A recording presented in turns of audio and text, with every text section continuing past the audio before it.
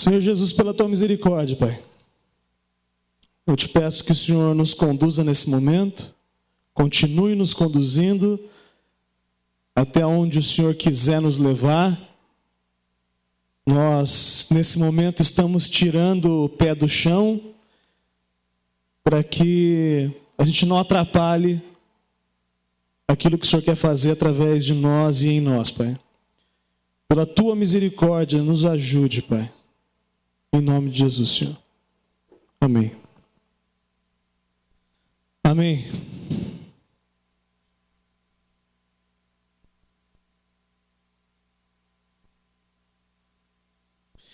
A mim, a imagem dos meus pecados me comove muito mais que essa imagem do Cristo crucificado. Diante dessa imagem do Cristo crucificado, eu sou levado a ensoberbecer-me por ver o preço pelo qual Deus me comprou. Diante da imagem dos meus pecados é que eu me apequeno, por ver o preço pelo qual eu me vendi.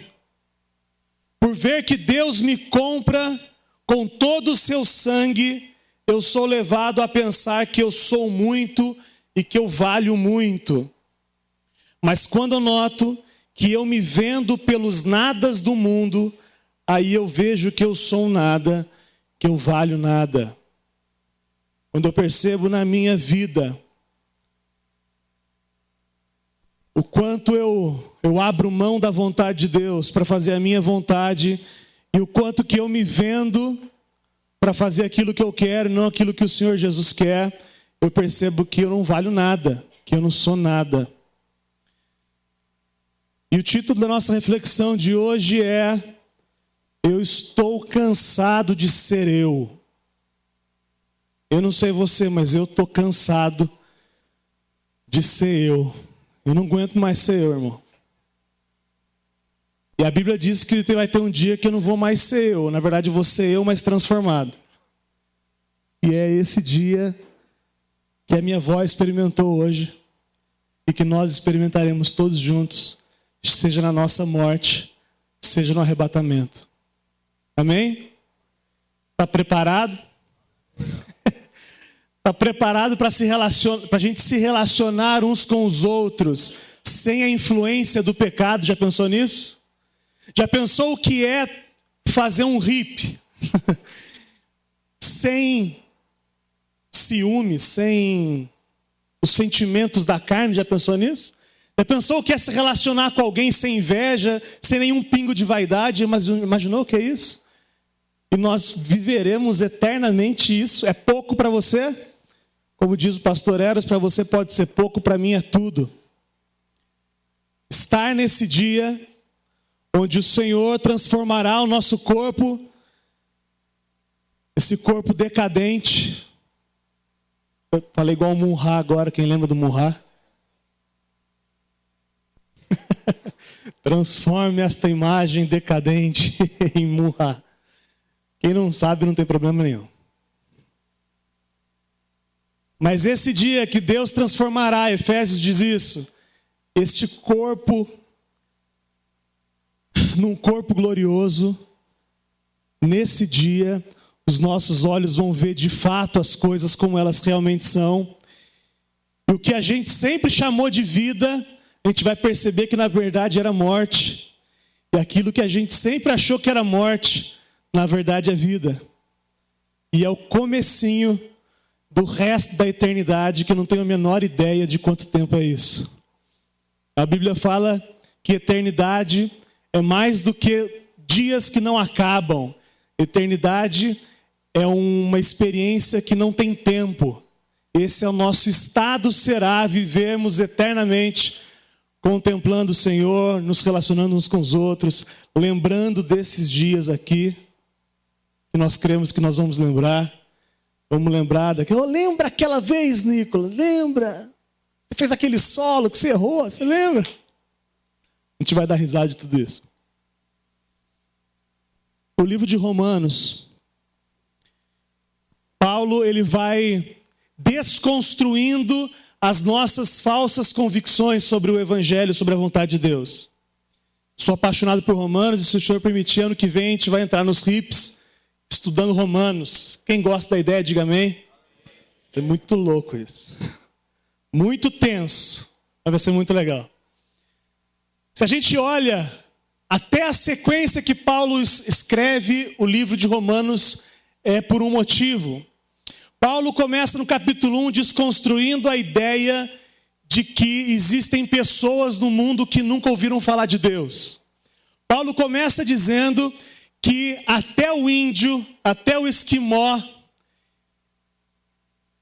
percebe pelas coisas que são criadas, ele percebe que existe um Deus. E o texto de Paulo vai dizer que exatamente por eles conhecerem a Deus e não o glorificarem como Deus, é que Deus deixa eles viverem do jeito que eles quiserem.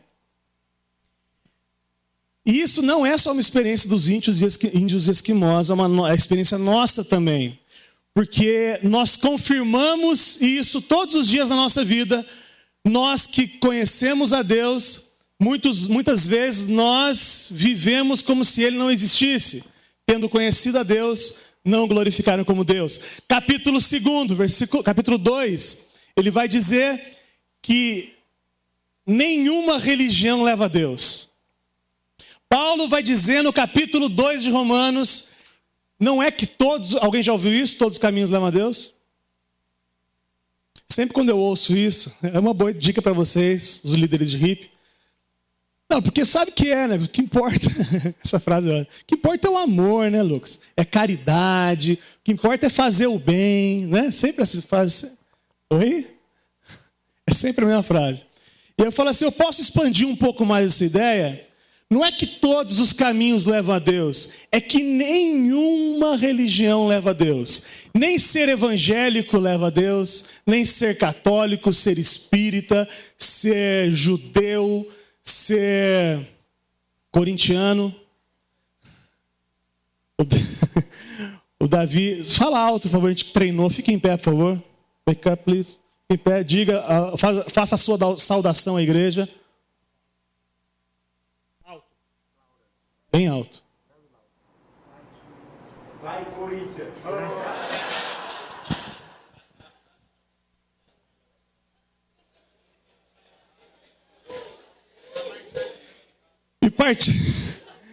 E partindo do princípio que eu não sou corintiano, eu ensinei ele de sacanagem isso, entendeu? Para ele ser de fato ridicularizado.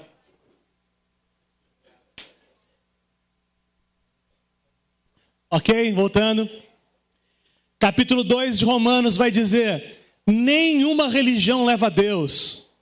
Vocês estão de brincadeira comigo, que esse monte de regrinha que vocês inventaram, vocês acham que vocês vão ser a Deus por causa disso? Vocês vão ser aceitos por Deus por causa disso? Vocês acham que vocês vão ser aceitos por Deus porque vocês vão domingo na igreja? Vocês acham que vocês vão ser aceitos por Deus porque vocês dão dízimo, usa roupa X, fala, tremelica a voz quando vai falar Deus? Oh, Deus! É isso que vai te levar a Deus. E Paulo fala assim, nenhuma religião resolve o seu problema com Deus.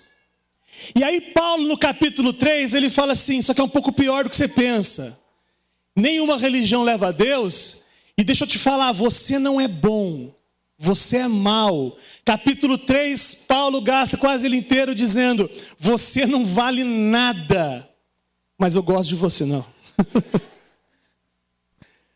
Você não vale nada, você não é bom, não existe nenhum bom, nem os meus colegas apóstolos, nem ninguém, nem Richard Gere, ninguém é bom. Todo mundo é condenável. E aí ele vai falar no capítulo 4, que é exatamente por isso, que todo mundo conhece a Deus, toda a humanidade tem referências de Deus, e que nenhuma religião leva a Deus, e de que todo mundo é mau. Ele vai dizer no capítulo 4 que a forma da gente chegar a Deus é através da fé. Ele vai falar, Abraão creu em Deus, e isso foi imputado como justiça para Abraão. Ele vai começar a dizer da fé. E aí, capítulo 5, ele fala, mas não é a fé em qualquer coisa. É a fé no Filho de Deus, que é Jesus Cristo, que é o próprio Deus. Que assim como Adão não tinha pecado, mas vacilou, Cristo veio e cumpriu, e venceu o pecado. E é por isso que a fé tem que ser no Filho de Deus. E aí ele vai falar no capítulo 6. Irmãos, Romanos, cenas do próximo capítulo, ano que vem, RIP Romanos, amém? Mas aí ele chega no capítulo 7 de Romanos.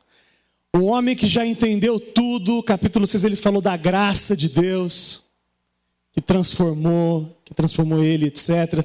Aí no capítulo 7 ele fala assim, e aí eu quero que os irmãos abram, por favor, Romanos. Capítulo 7 de Romanos, versículo 18. Todo mundo abriu, diga amém? Porque eu sei que em mim, isso é, na minha carne, não habita bem algum. Com efeito, o querer o bem está em mim, mas o efetuá-lo não está. Quem que está falando isso é Paulo. Ele está falando da experiência dele, um homem que já nasceu de novo, um homem que já entregou a sua vida ao Senhor. Ele está dizendo aqui no texto que o querer está nele, mas o efetuá-lo não está. Versículo 19.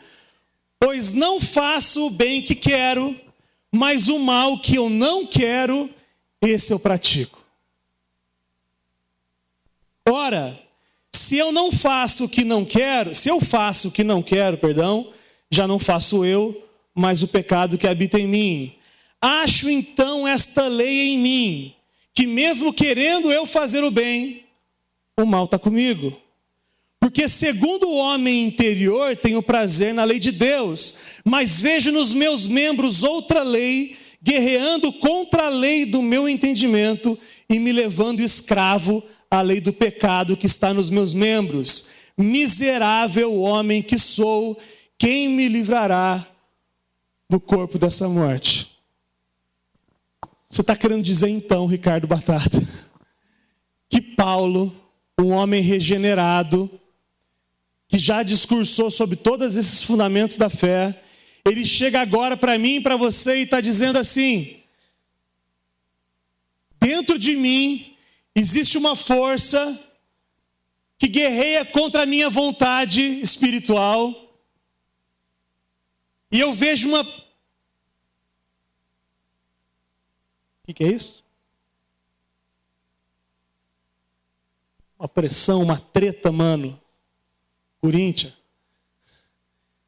Eu vejo uma briga em mim que me leva a fazer o que eu não quero fazer. O que eu não queria fazer, eu faço. E o que eu queria fazer, eu não faço. E aí Paulo fala: miséria de homem que eu sou. Mas que porcaria de homem que eu sou, que eu não faço o que eu quero, mas faço o que eu não quero. Irmãos, vou citar o teólogo contemporâneo Dinho Ouro Preto, da Igreja Assembleia de Deus Capital Inicial, que diz: o que você faz quando ninguém te vê fazendo, e o que você queria fazer se ninguém pudesse te ver. Todo mundo conhece esse pastor, Dinho Ouro Preto? Se você responder com honestidade essa questão do Dinho Ouro Preto, você vai saber de fato quem você é.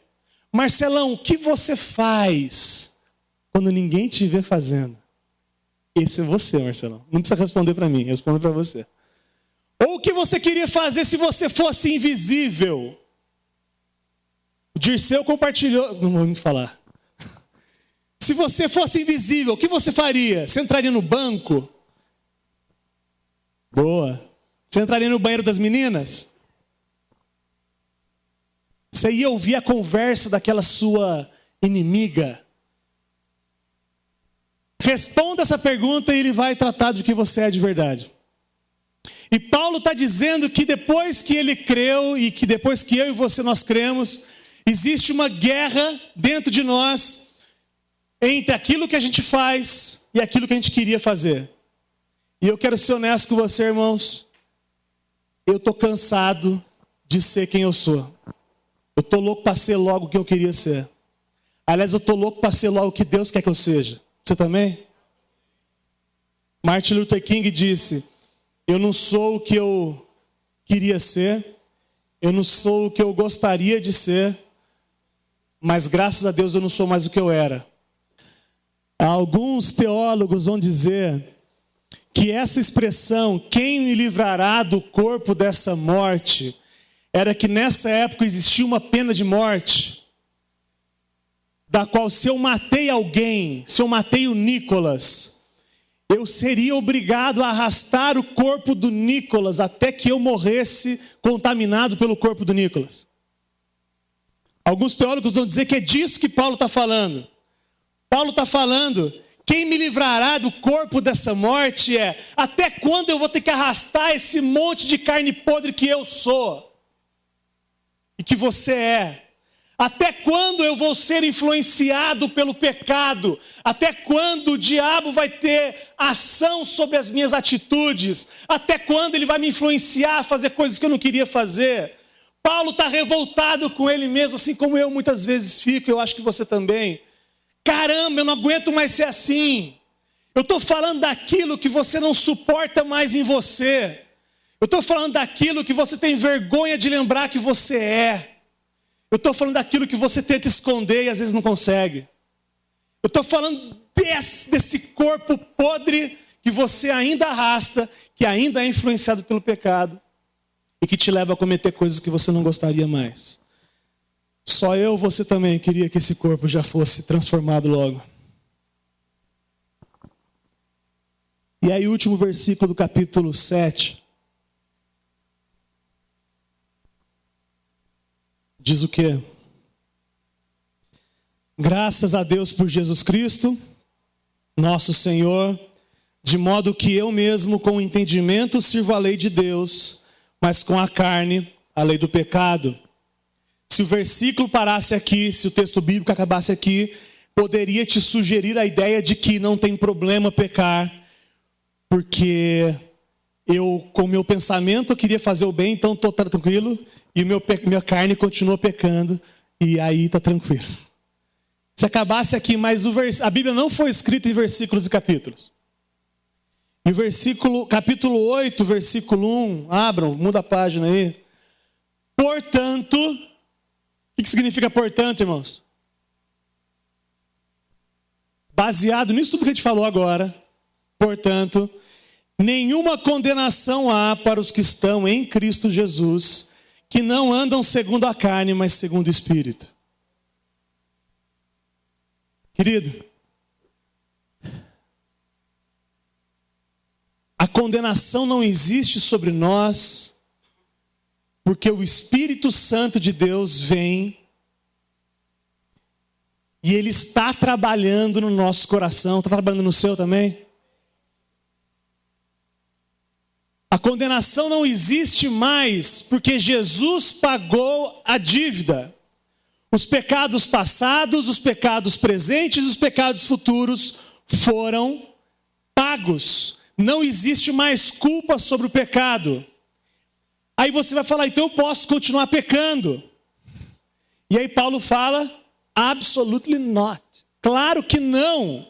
Como é que eu vou continuar pecando se Jesus morreu na cruz exatamente para que eu pudesse dizer não para o pecado? Não existe condenação sobre nós, porque nós hoje temos poder e autoridade para dizer não para aquilo que nos afasta e desagrada a Deus. Amém? Porque o Espírito, versículo 2, porque o Espírito, que a lei do Espírito da vida em Cristo Jesus me livrou da lei do pecado e da morte. Porquanto que era impossível a lei, visto que se achava fraca pela carne, Deus enviando o seu próprio Filho em semelhança da carne do pecado, e por causa do pecado, na carne condenou o pecado.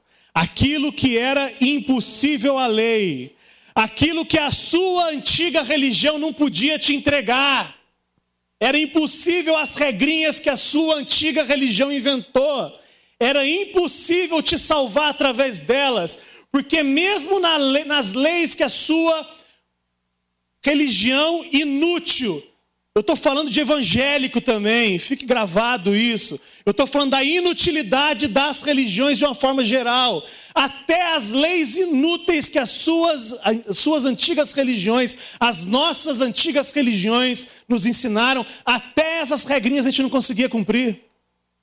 Até as regrinhas que o santarrão, o homem ungidão inventava e estabelecia para você, até essa você não conseguia cumprir. O que era impossível à lei, Jesus fez, ele cumpriu a lei. Versículo 4, para que a justa exigência da lei se cumprisse em nós, que não andamos segundo a carne, mas segundo o Espírito. Irmãos, o que é andar segundo o Espírito?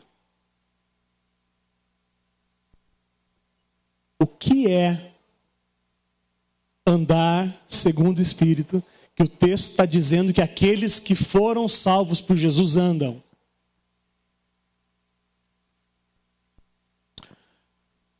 Desde o dia em que você creu, se é que você creu, o Espírito Santo de Deus, o próprio Deus, começou a trabalhar no seu coração. Filipenses 1,6 de cabeça? Zum, zum, zum, zum, zum, zum. Aquele que começou a boa obra em vocês, ele é fiel para terminar. Amém? Quem é ele? É o Espírito Santo de Deus.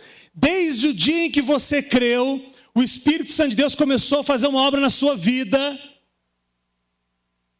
E ele vai completar. Agora vamos entender isso nas etapas de que isso acontece. Tinha alguma coisa na sua experiência, tem alguma coisa que você não achava errado antes? Quando você creu, você começou a perceber que era? Sim ou não? Alguém pode falar alguma coisa rápida? Alguma coisa que fazia, tranquilo, não tinha problema nenhum, até gostava de fazer. Aliás, até falava para os outros que fazia.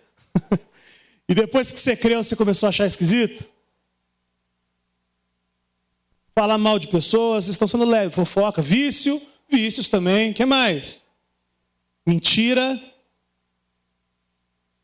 Só 4 pessoas tiveram essa experiência. Mais alguém? Presta atenção. A ação do Espírito Santo de Deus na sua vida, o primeiro estágio, a primeira etapa, ele te convence do que é pecado. A Bíblia diz que é o Espírito Santo de Deus que nos convence do pecado.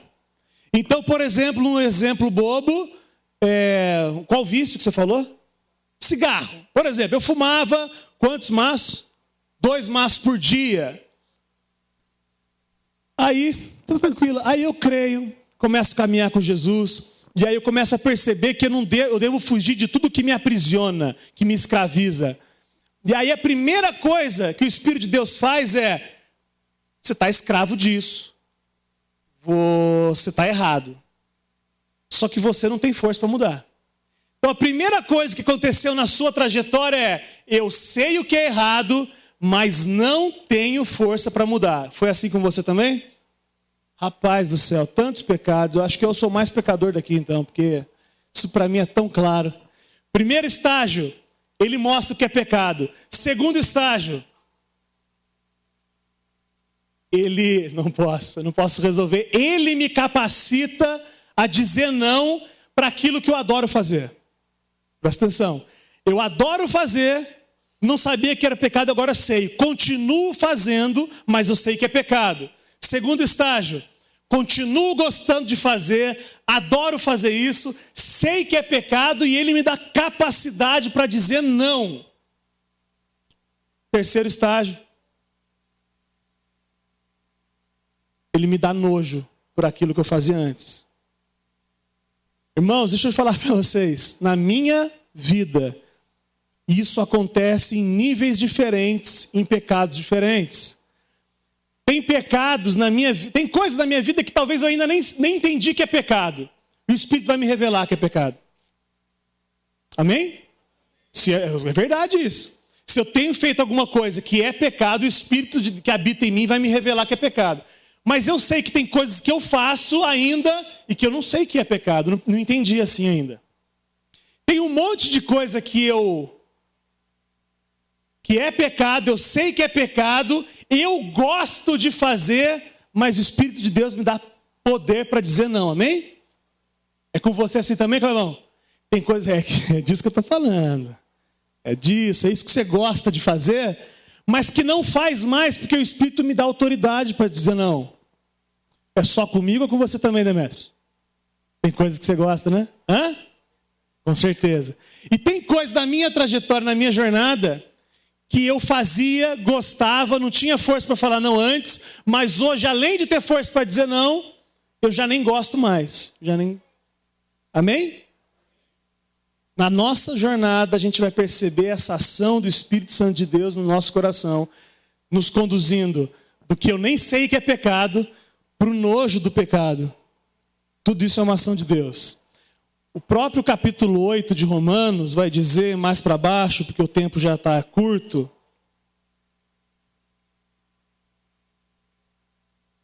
Versículo 14, ele vai falar o quê? Pois todos os que são guiados pelo Espírito de Deus, esses são filhos de Deus. Quem são os filhos de Deus? Os guiados pelo Espírito de Deus. Todos, Marcelão? Todos? Todos? Não. Os filhos de Deus, aqueles que são guiados. Versículo 16. O Espírito mesmo testifica com o nosso Espírito que somos filhos de Deus. É possível ter certeza de salvação, então? Alguém já ouviu assim? Ah, mas ninguém tem certeza. Irmão, você está salvo, você morreu e está no céu. Ah, isso é com Deus, irmão. É isso que a Bíblia ensina? Eu não estou dizendo que é normal você ter dúvida. Não é que é normal, é comum você ter dúvida. Mas não é isso que Deus tem para você. Deus tem para você uma vida com convicção que você morreu hoje e está no céu. Experiência que a minha avó tinha. Eu vou contar no momento certo isso. Uma velha de 86 anos de idade, que dirigiu até anteontem, e que sempre compartilhava, muitas vezes disse: Lucas, está na hora de ir embora, né? Ah, vó, você vai virar o pilocímetro, você vai ter 100 anos. Ah, eu é que sei. Eu é que sei as dores que eu tenho. Eu que não me entrego. Vocês não dão bola para mim porque eu tenho dor e eu acordo e levanto e vou cozinhar. Não é assim? Vocês que não dão bola, mas está difícil. Certeza de salvação está disponível para você, querido. Não aceite, não durma com a dúvida se você é salvo ou não. Hoje é dia de botar o joelho no chão, lá na sua casa, no seu banheiro, tranca a porta do banheiro, ajoelha lá e fala assim: não dá mais. Porque é possível, o texto está dizendo que é possível. E aí o 17 fala: e se somos filhos, também herdeiros de Deus e co-herdeiros de Cristo. Irmãos, reta final, mais 3 minutos, prometo. Paulo nos ensinou aqui, nesse trecho da Bíblia, que existe uma guerra dentro de nós, onde Paulo ficava desesperado por não fazer o que era certo e por fazer o que era errado. E Paulo se incomoda e vai a Deus e entende que o texto, vocês leiam com calma, aqueles que são guiados pelo Espírito se inclinam para as coisas certas, aqueles que são guiados pela carne naturalmente se inclinam para as coisas da carne. E aí ele chega no versículo 18. E aí todo mundo abra, por favor, versículo 18. Capítulo 8, versículo 18, que fala assim: pois tenho para mim que as aflições deste tempo presente não se podem comparar com a glória que em nós há de ser revelada. Presta atenção, irmão, presta atenção, que acho que tu não entendeu. Que se fosse na minha igreja é pentecostal, e agora a igreja estaria abaixo agora. Irmão, presta atenção. Paulo vem desenvolvendo, dizendo dessa batalha, dizendo do desconforto que ele tem, do nojo que ele tem dele mesmo. E aí no versículo 18 ele fala assim: mas uma coisa eu tenho certeza, que as aflições desse tempo presente, essa briga que tem comigo de manhã à tarde à noite, isso que me arrasta, esse corpo podre que eu sou obrigado a carregar, não se pode comparar com a glória que em nós há de ser revelada.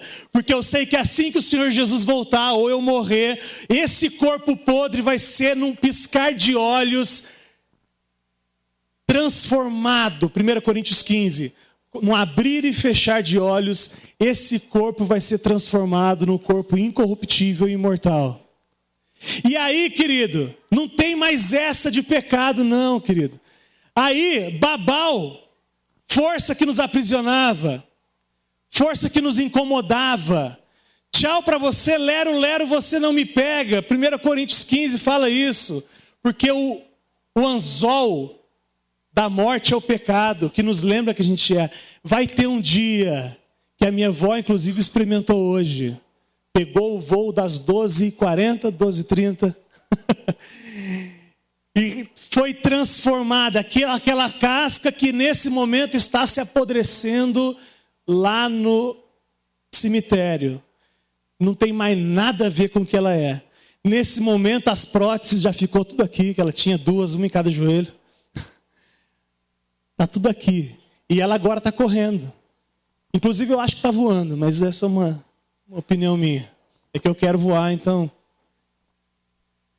Vai ter um dia que, graças a Deus, minha avó já está vivendo isso. Onde nós seremos transformados. Tudo isso para a glória dele.